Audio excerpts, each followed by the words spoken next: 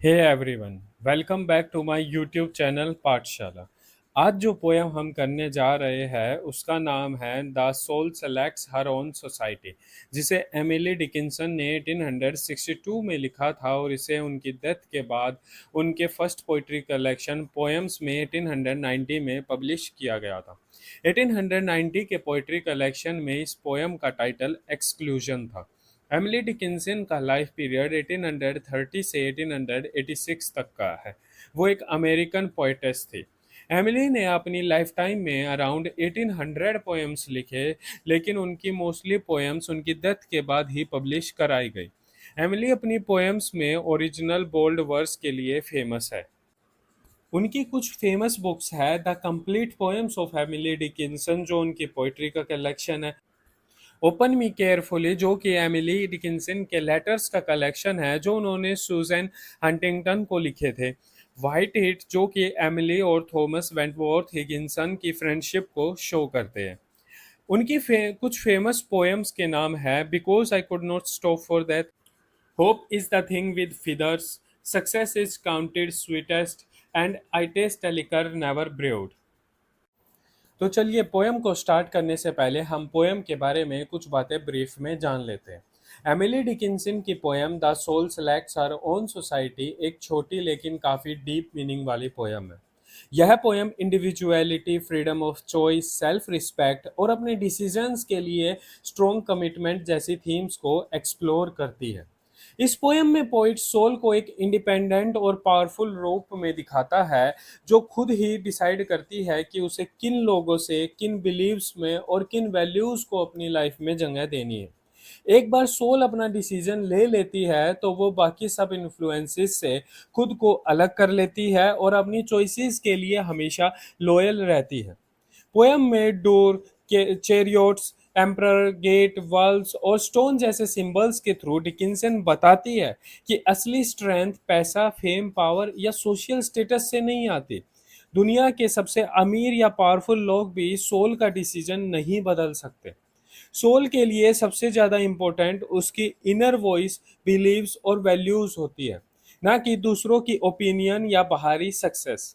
Overall ये poem हमें सिखाती है कि हमें अपनी इनर वॉइस पर भरोसा रखना चाहिए, अपने डिसीजंस खुद लेने चाहिए और सोसाइटी के प्रेशर के बावजूद अपनी वैल्यूज़ और प्रिंसिपल्स पर स्ट्रांगली खड़े रहना चाहिए।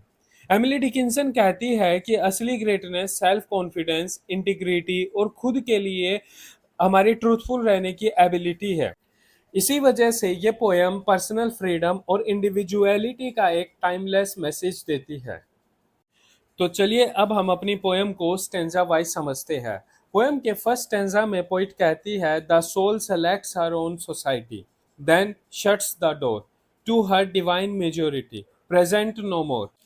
इस स्टैंजा में पोएम का मेन आइडिया इंट्रोड्यूस होता है। एमिली डिकिंसन बताती है कि सोल के पास अपने डिसीजंस खुद लेने की पावर होती है और एक बार डिसीजंस लेने के बाद वो उस पर स्ट्रांगली अपना होल्ड करती है।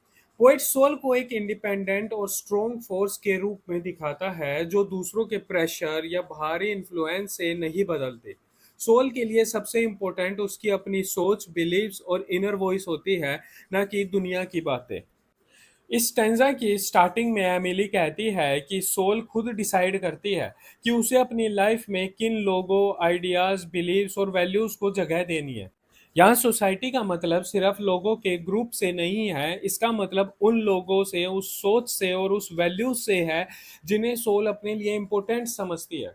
सोल ये डिसीजन अपनी मर्जी से लेती है, वो पैसा, स्टेटस, पॉपुलैरिटी या दूसरों के ओपिनियन से इन्फ्लुएंस नहीं होती। जब सोल अपनी चॉइस कर लेती है तब वो शट्स द डोर, यानी दरवाजा बंद कर देती है। इसका मतलब है कि अब उसका डिसीजन फाइनल है, अब वो किसी और की एडवाइस, रिक्वेस्ट या प्रेशर को एक्सेप्ट नहीं करेगी। वो अपनी चॉइस और बाकी दुनिया के बीच एक क्लियर बाउंड्री बना लेती है। ये उसके सेल्फ कॉन्फिडेंस, प्राइवेसी और अपने डिसीजंस पर स्ट्रांगली होल्ड करने की एबिलिटी को दिखाता है। नेक्स्ट लाइंस में पोइट कहती है कि to her divine majority, present no more. इन लाइंस का मतलब है कि एक बार सोल डिसीजन ले लेती है तो फिर वो बाकी लोगों या सोसाइटी की बातों पर ध्यान नहीं देती। यहाँ डिवाइन मेजोरिटी का मतलब बहुत सारे लोग, सोसाइटी या पब्लिक ओपिनियन हो सकता है। डिवाइन शब्द बताता है कि सोल का डिसीजन बहुत खास और वो प्योर और स्पिरिचुअल इंपॉर्टेंस रखता है। चाहे मेजोरिटी कितनी भी बड़ी या पावरफुल हो, सोल अपना डिसीजन नहीं बदलती। ओवरऑल ये स्टैंजा हमें सिखाता है कि असली इंडिविजुअलिटी तब होती है जब हम अपनी सोच से डिसीजन लेते हैं और उस पर मजबूती से टिके रहते हैं। एमिली डिकिंसन कहती है कि इंसान की असली स्ट्रेंथ दूसरों को फॉलो करने में नहीं, बल्कि अपनी इनर वॉइस पर भरोसा रखने में है। सोल का ये बिहेवियर सेल्फ रिस्पेक्ट, इंडिपेंडेंस और अपने डिसीजंस के लिए अपनी कमिटमेंट को शो करता है। सेकंड स्टैंजा में पोइट कहती है, unmoved she notes the chariots posing at her log gate, unmoved an emperor be kneeling upon her mat। Second stanza में एमिली डिकिंसन सोल के स्ट्रॉन्ग और इंडिपेंडेंट नेचर को और अच्छे से दिखाती है। वो बताती है कि एक बार सोल अपना डिसीजन ले लेती है तो फिर दुनिया की कोई भी पावर, पैसा या बड़ा सोशल स्टेटस उसका फैसला नहीं बदल सकता। सोल अपनी चॉइस पर स्ट्रोंगली टिकी रहती है और फिर किसी भी बाहरी इन्फ्लुएंस से अपने डिसीजंस को चेंज नहीं करती है।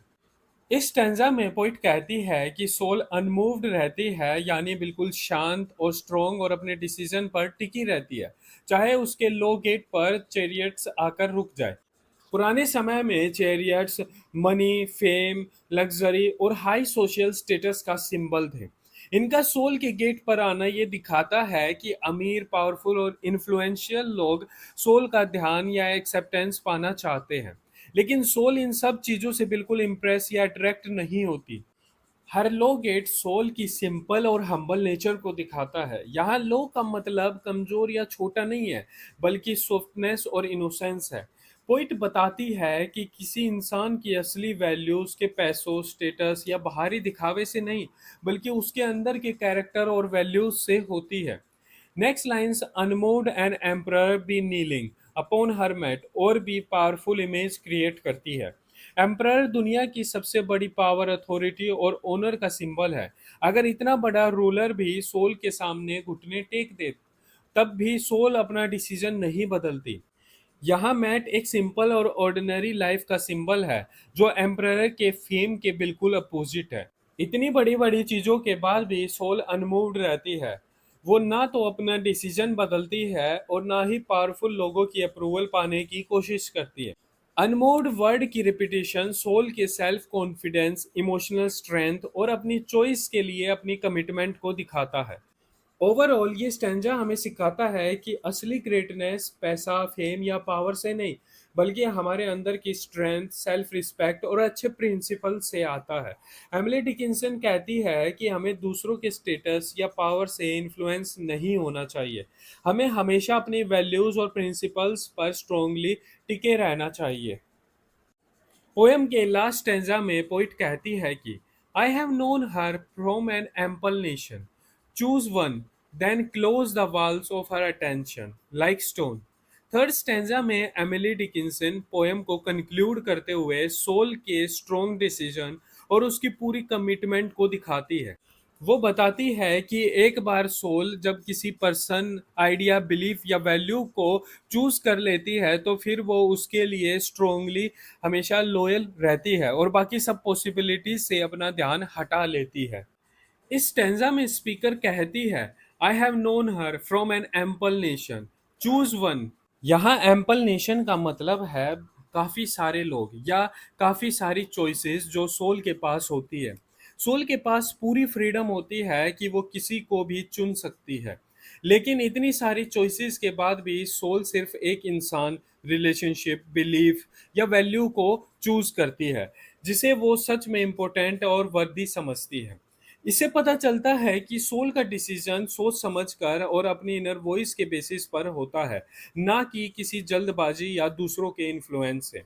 Next lines, then close the walls of her attention like stone. इन लाइंस में पोइट कहती है कि डिसीजन लेने के बाद सोल अपना पूरा ध्यान सिर्फ उसी चॉइस पर रखती है। यहाँ वेल्व्स सोल के अटेंशन और इमोशंस का सिंबल है। वेल्व्स बंद करने का मतलब है कि सोल बाकी सब लोगों, आइडियाज, टेम्पटेशंस और डिस्ट्रैक्शन से अपना ध्यान हटा लेती है। अब कोई भी बाहर की चीजें उसके डिसीजन को नहीं बदल सकती है। इन लाइंस में लाइक स्टोन एक पावरफुल सिमाइली है। स्टोन स्ट्रॉन्ग, स्टेबल और ना बदलने वाली चीज होती है।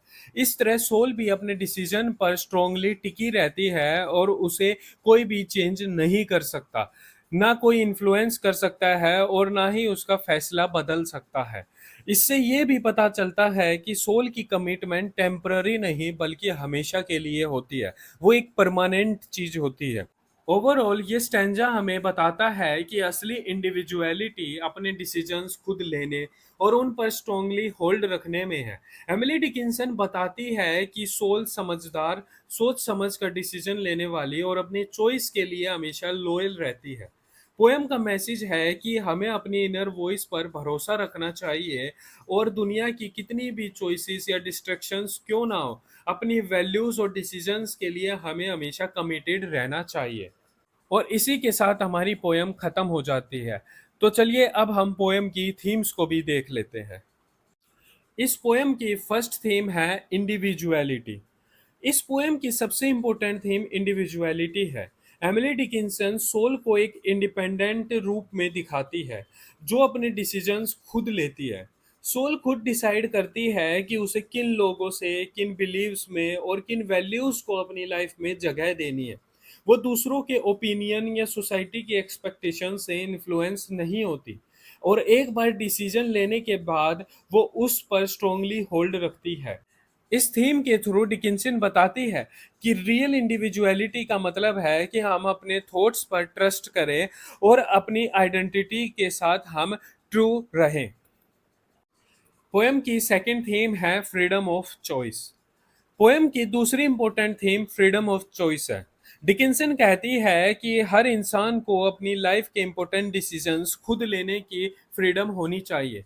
पोएम में सोल के पास बहुत सारी चॉइसेस होती है जिसे एम्पल नेशन कहा गया है, लेकिन वो उनमें से सिर्फ एक को चूज करती है। ये डिसीजन वो किसी प्रेशर, पॉपुलैरिटी या सोसाइटी की वजह से नहीं बल्कि अपनी इनर वॉइस और पर्सनल वैल्यूज के बेसिस पर लेती है।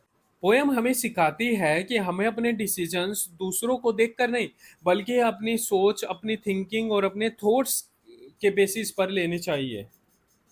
पोएम की थर्ड थीम है rejection of materialism and social status. इस पोएम में डिकिंसन मनी, पावर और सोशल स्टेटस को ज़्यादा इम्पोर्टेंस नहीं देती है। वो चेरियोट्स और एम्परर जैसे सिंबल्स का यूज करके वेल्थ, अथॉरिटी और हाई सोशल पोजीशन को दिखाती है। लेकिन जब ये सब चीजें सोल के सामने आते हैं तब भी सोल अनमूव्ड रहती है। वो इन चीजों से इम्प्रेस नहीं होती। इससे पता चलता है कि सोल किसी इंसान की वैल्यू उसके पैसे या स्टेटस से नहीं बल्कि उसके कैरेक्टर, ऑनेस्टी और वैल्यूज से करती है। डिकिंसन बताती है कि असली ग्रेटनेस अंदर की हमारी स्ट्रेंथ में होती है, ना कि मनी और फेम में। पोएम की लास्ट थीम है इंडिपेंडेंस फ्रॉम सोसाइटी। पोएम की एक और important theme independence from society है। सोल जब अपनी चॉइस कर लेती है तो फर्दर थॉट्स उसके लिए कोई इम्पोर्टेंस नहीं रखते हैं। जिसे पोएम में शट्स द डोर और close the walls of her attention से शो किया गया है। इसका मतलब है कि वो सोसाइटी, पब्लिक ओपिनियन या दूसरों के प्रेशर को अपने डिसीजन पर इफेक्ट नहीं डालने देती। सोल अपनी चॉइस के लिए हमेशा लॉयल रहती है। डिकिंसन हमें ये मैसेज देती है कि हमें अपनी सोच से डिसीजंस लेने चाहिए, सोसाइटी के प्रेशर में नहीं आना चाहिए और हमेशा अपनी वैल्यूज़ और प्रिंसिपल्स पर स्ट्रांगली टिके रहना चाहिए। और इसी के साथ हमारी पोएम ख़त्म हो जाती है। So thank you guys, that's it for today. Don't forget to like, share and comment on the video and subscribe my channel.